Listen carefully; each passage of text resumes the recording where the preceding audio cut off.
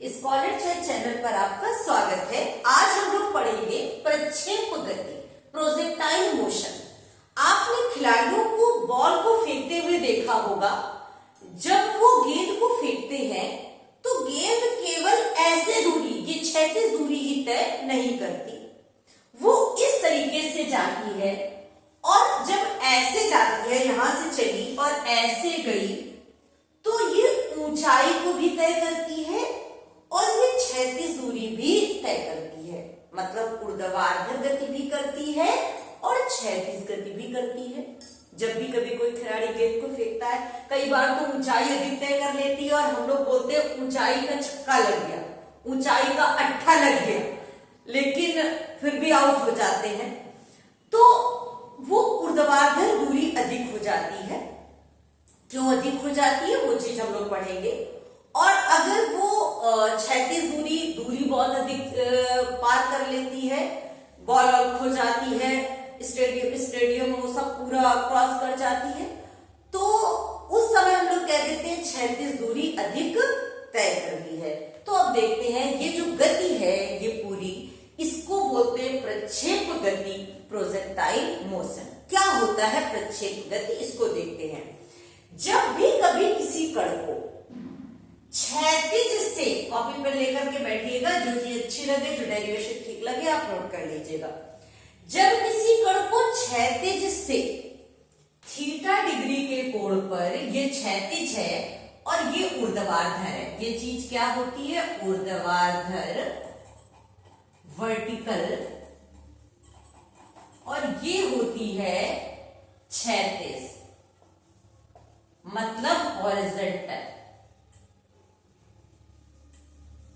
ये होती है क्षैतिज और वो होती है ऊर्ध्वाधर। जब भी कभी किसी कण को क्षैतिज से थीटा डिग्री के कोण पर, कितने कोण पर, थीटा डिग्री के कोण पर ऊर्ध्वाधर ऊपर की ओर कोई भी चीज प्रक्षेपित की जाए तो वह दो प्रकार की गतियां संपन्न करती है। ऐसे एक होती है, अगर इसका वेग कहा जाए u था, कितना है वेग, u वेग से अगर फेंका गया किसी कण को क्षैतिज से थीटा डिग्री का कोण बनाते हुए, तो उसका वेग दो घटकों में बढ़ जाता है। एक है u cos थीटा और ये वाला है u sin theta. u cos theta कहलाता है क्षैतिज घटक, क्या कहलाता है, क्षैतिज घटक, और u sin थीटा कहलाता है ऊर्ध्व घटक। जो u cos थीटा है क्षैतिज घटक, ये कण को क्षैतिज गति प्रदान करता है। कौन सी गति प्रदान करता है, क्षैतिज गति प्रदान करता है। और जो u sin थीटा है वो कण को ऊर्ध्व गति प्रदान करता है। जैसे इस जगह पर अगर देखा जाए, ये तो u लिख दिया, इस जगह कहीं देखो तो ये है क्षैतिज आगे ले जा रहा है। इसको अगर हम चाहें तो u यक्ष भी लिख सकते हैं, मतलब x अक्ष का, और ये क्या है u y। लेकिन जहां पर सबसे ज्यादा चला है, ये पॉइंट जो है सबसे अधिकतम वाला, सबसे अधिकतम बिंदु पर, उस जगह ऊपर जाना बंद हो गया है ना, तो u y क्या हो जाता है, 0। महत्तम ऊंचाई की स्थिति में वेग का ऊर्ध्व घटक शून्य हो जाता है। अब यहां कौन बचता है, u यक्ष, मतलब u cos थीटा। तो इस जगह के बाद कण को केवल आगे जाना है, तो आगे कौन लेकर के आता है, u cos थीटा। तो कण को ये क्षैतिज गति कौन प्रदान कर रहा है, u cos थीटा, और ऊर्ध्व गति कौन प्रदान कर रहा है, u sin थीटा। इस प्रकार की गति प्रक्षेप गति कहलाती है। अब इसमें कुछ पॉइंट होते हैं। एक, प्रक्षेप का उड्डयन काल क्या होता है, उड़ान का समय। प्रक्षेप की ऊंचाई क्या होती है, प्रक्षेप का क्षैतिज परास क्या होता है, मतलब इसको बोलते हैं परास। ये जो है ये प्रक्षेप का परास कहलाता है। तो अब एक एक पॉइंट पढ़ते हैं। ये चीज आपको समझ में आ गई, एक बार फिर से बता दें। जब भी कभी किसी कण को क्षैतिज से थीटा डिग्री के कोण पर ऊर्ध्वाधर ऊपर की ओर इस प्रकार प्रक्षेपित किया जाए कि कण क्षैतिज और ऊर्ध्वाधर दोनों प्रकार की गतियां संपन्न करे, तो कण की गति प्रक्षेप गति कहलाती है। कहलाती है। कण का जो वेग होता है वो दो घटकों में विभाजित हो जाता है, क्षैतिज घटक और ऊर्ध्व घटक। क्षैतिज घटक u cos थीटा कण को क्षैतिज गति प्रदान करता है और ऊर्ध्व घटक u sin थीटा कण को ऊर्ध्व गति प्रदान करता है। अधिकतम ऊंचाई पर क्षैतिज घटक तो बना रहता है लेकिन ऊर्ध्व घटक का मान शून्य हो जाता है और कण ऊंचाई को तय करना बंद कर देता है। अब एक एक पॉइंट इसके पढ़ते हैं। क्या होता है उड्डयन काल, प्रक्षेप के उड़ान का समय। तो पहली हेडिंग है इसकी प्रक्षेप का उड्डयन काल, प्रक्षेप के उड़ान का समय। तो अब क्या है प्रक्षेप का उड्डयन काल? दो परिभाषाएं हैं। एक सीधी सी कि जब आपने प्रक्षेप को फेंक दिया, प्रक्षेप मतलब कण को आपने फेंक दिया, तो वो जितने समय तक क्षैतिज और ऊर्ध्वाधर दोनों दूरियां तय करता रहा, मतलब जब तक उसके दोनों वेग के घटक शून्य नहीं हो गए तब तक का कुल समय उसका उड़ान का समय कहलाता है। मतलब जब तक कहीं वो जाकर के जमीन को टच नहीं कर लेगा या किसी जगह को टच नहीं कर लेगा तब तक का उड़ान का समय उसका उड्डयन काल कहलाता है। दूसरी बात क्या हो गई, एकदम सिंपल अपनी भाषा में, जब भी कभी किसी प्रक्षेप को आपने क्षैतिज से थीटा डिग्री के कोण पर प्रक्षेपित किया तो वो पूरा समय, जितने समय वो हवा में गतिशील रहा, वो पूरा समय प्रक्षेप का उड्डयन काल कहलाता है। आपको जैसे सरल लगे वैसे लिखिएगा। तो देखिए आपने क्या किया, किसी प्रक्षेप को फेंका था क्षैतिज से, ये तो कॉमन सी बात है, हर बार क्षैतिज से थीटा डिग्री के कोण पर आपने फेंका और वेग क्या था u, तो कण ऐसे गया। अब जो ये वेग u था ये तो दो घटकों में बट गया, इधर वाला घटक है u cos थीटा और इधर वाला घटक है u sin थीटा। इसको बोलते हैं वैसे भी u x और इसको बोलते हैं u y, ठीक है।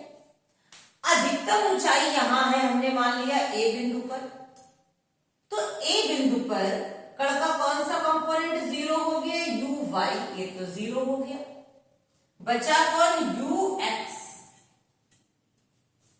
अब a से ये पॉइंट ऐसे दे दिया अंतिम को c।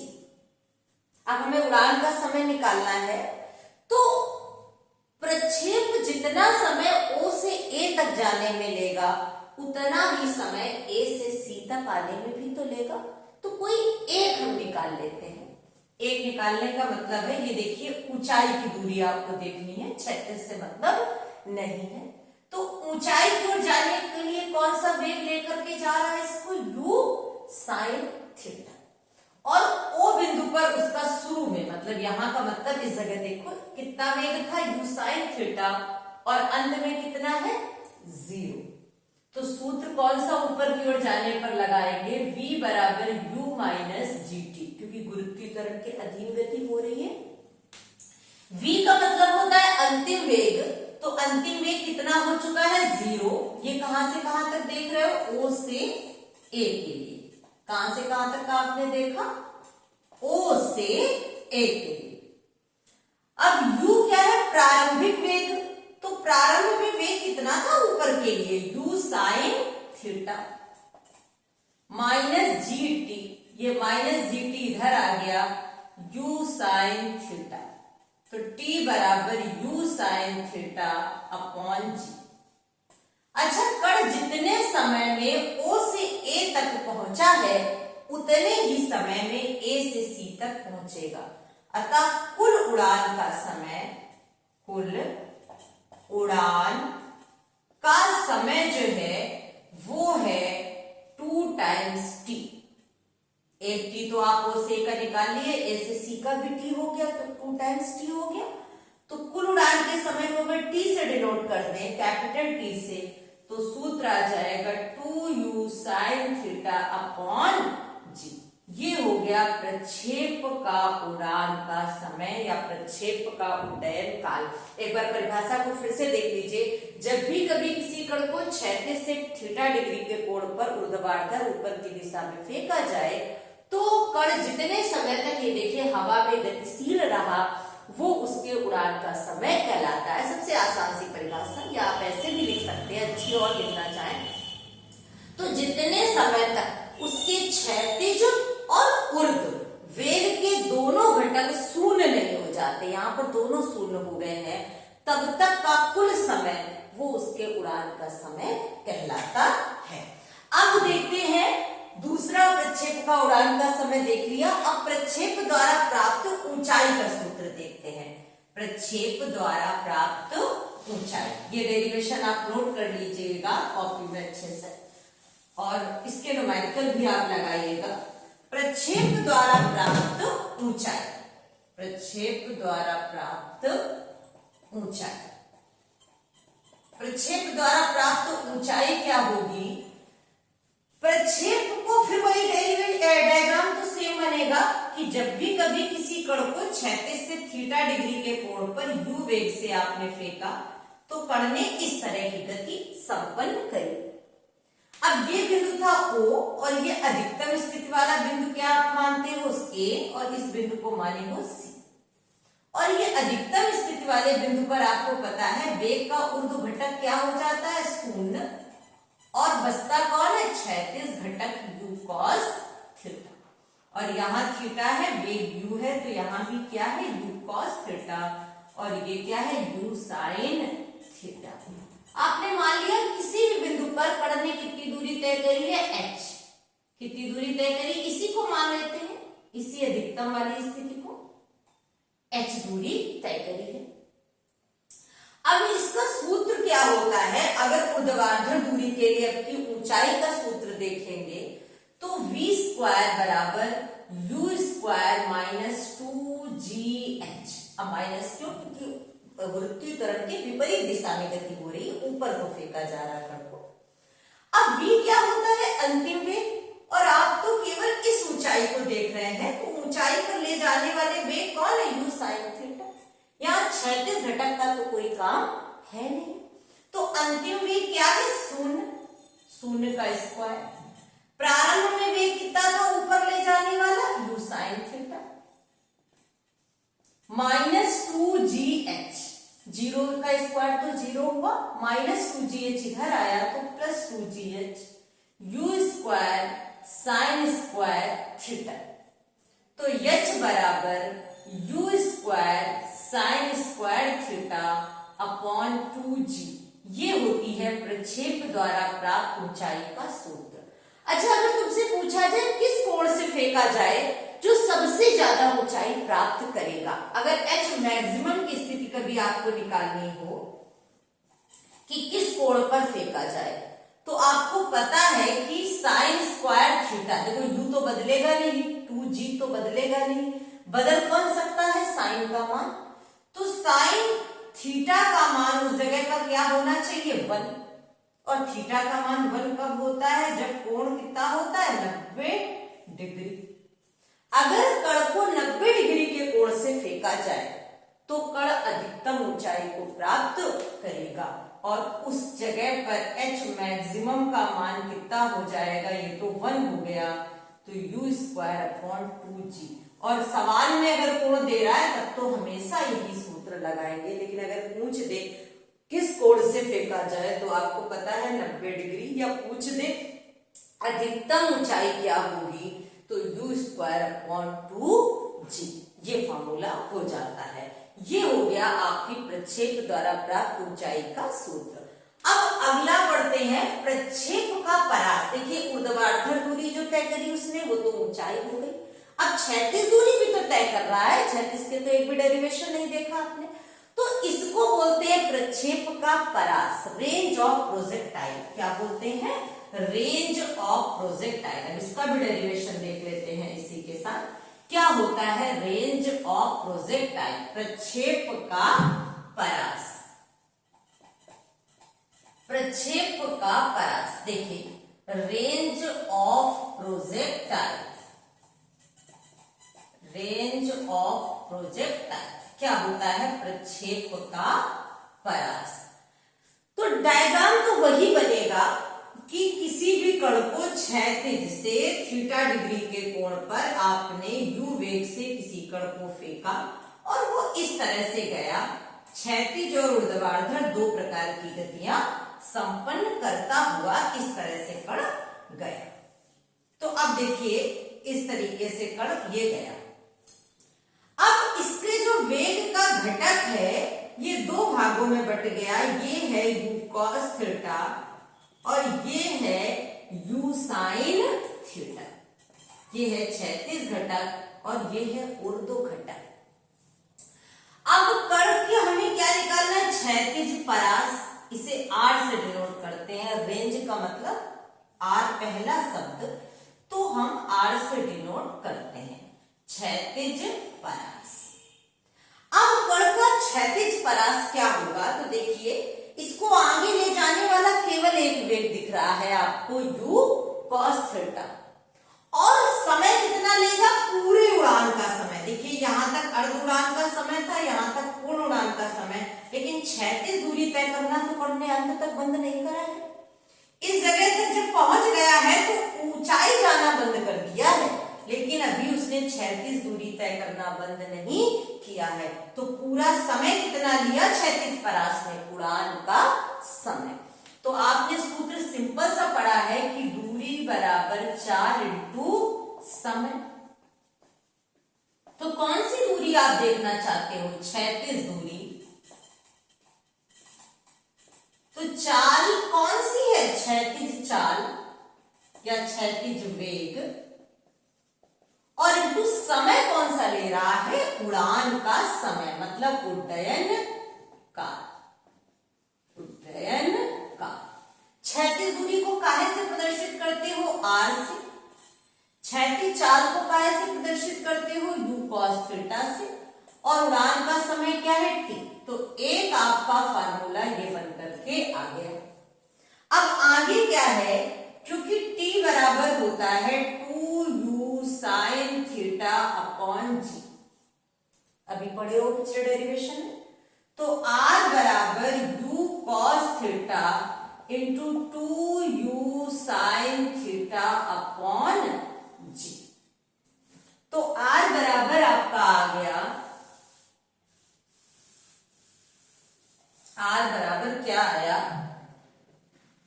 r बराबर आ गया, इधर देख लीजिए, r बराबर 2 u स्क्वायर, u क्या हो गया? u square 2 sin theta cos theta upon g। अब 2 sin थीटा cos थीटा क्या होता है? sin 2 theta. अभी डायग्राम रफ कर दें, ये चित्र तो आप बना लिए होंगे। तो r बराबर u square sin 2 theta upon g, ये हो गया क्षैतिज परास। अब कभी तुमसे पूछ दिया जाए अधिकतम परास कितना होगा? क्या पूछ दिया जाए? अधिकतम परास कितना होगा, कितने कोण पर फेंका जाए? तो फिर वही बात, साइन का मान क्या हो जाए यहाँ पर? तो करके देख लो अधिकतम परास के लिए। मेन तो सूत्र ये आ गया सवालों के लिए, लेकिन कभी पूछ दिया जाए अधिकतम परास, तो अधिकतम परास की स्थिति में साइन 2 थीटा क्या हो जाएगा? 1। तो 2 थीटा बराबर कितना हो जाएगा? क्योंकि ये 1 किसका मान होता है? साइन 90 का। तो 2 थीटा बराबर 90, तो थीटा बराबर 45 डिग्री। कुछ समझे? किसी कण को 45 डिग्री के कोण पर अगर प्रक्षेपित किया गया है तो वो सबसे अधिकतम परास को तय करेगा। और आपने देखा था अगर 90 डिग्री पर प्रक्षेपित किया है तो सबसे अधिकतम ऊंचाई को प्राप्त करेगा। ये दोनों कंडीशंस आपने देख ली। अब ये क्या आ जाएगा? R maximum. क्या आ जाएगा? आर मैक्सिमम बराबर साइन 2 थीटा तो 1 हो गया u स्क्वायर अपॉन g, अधिकतम परास की स्थिति के लिए। अच्छा, इसमें रेंज में एक चीज और याद रखना, कण को थीटा डिग्री से प्रक्षेपित करें, चाहे 90 माइनस थीटा डिग्री के कोण से, तो सवालों में है ये कंडीशन, थीटा डिग्री से प्रक्षेपित करें या 90 माइनस थीटा डिग्री के कोण से प्रक्षेपित करें, तो जो कण है वो समान परास को तय करेगा। लेकिन एक अंतर है, जैसे किसी भी बॉल को आपने 30 डिग्री के कोण से प्रक्षेपित करा और 90 से 30 घटाया 60 डिग्री के कोण से प्रक्षेपित करा,